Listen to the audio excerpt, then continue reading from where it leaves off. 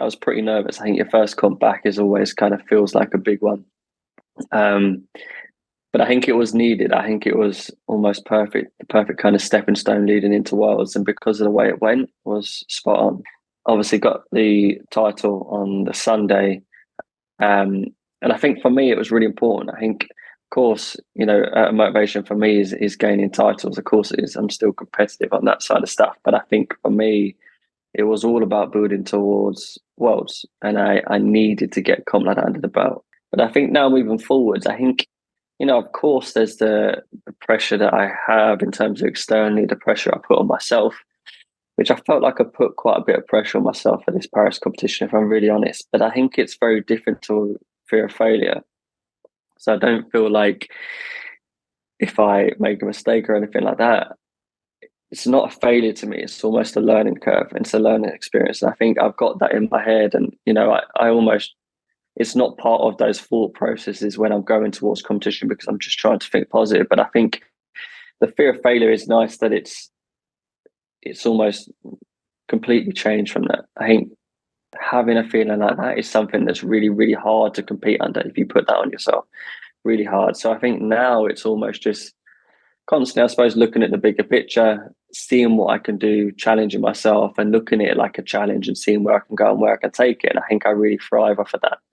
And I think mistakes help you kind of almost align those trigger points, really kind of define your thinking processes when you're going through the motions of these routines. And I think that's why I look at them. It's all a bigger picture. And I think the moment you think it's all on this performance, and if I make a mistake, it's I've failed, and it's you're not thinking about the kind of the future and the ongoing stuff. I think that's when pressure can probably become too much for people. And the competition, the toilets out in China, they weren't normal toilets; they were just holes in the floor, and I got wee all over my trousers, and I let something like that completely throw me.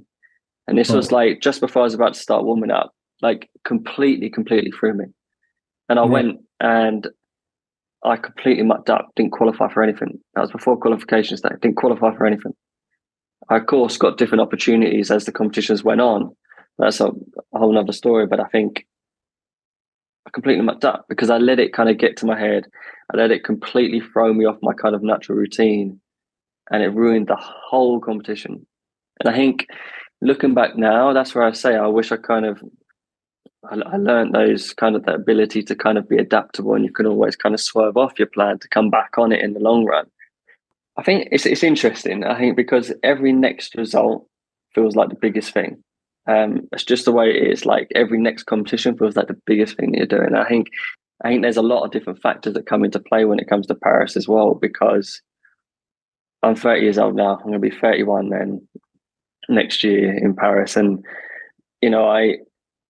I'm pushing on. A lot of people ask me like about retirement now. Like it comes up a lot, and it's interesting because it does get a lot harder when you're 30 and you're competing against people that are young 20s in their prime. Can almost, like, I remember how I was feeling when I was in my prime. Like I felt like I could just keep going. I felt almost this weird feeling of just almost invincible in terms of the repetition amounts that you can do and you can just withstand. You just keep going.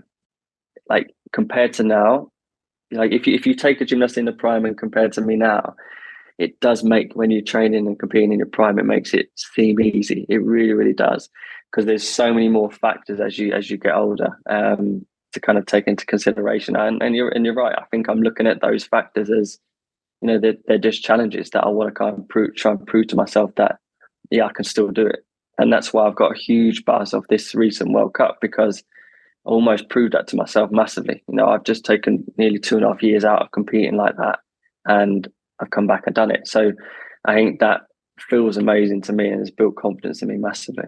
I think I get a lot of motivation from, trying to kind of prove people wrong. Yeah, of course, but almost prove to myself that I can still do it. I'm 30 years old competing against people in that prime, and I'm still pushing, I'm still upgrading. I'm still kind of working with, Scott and the people around me about, trying to make it as perfect as can be. And I think I'm thriving off of, I suppose, the big challenge that I'm setting myself.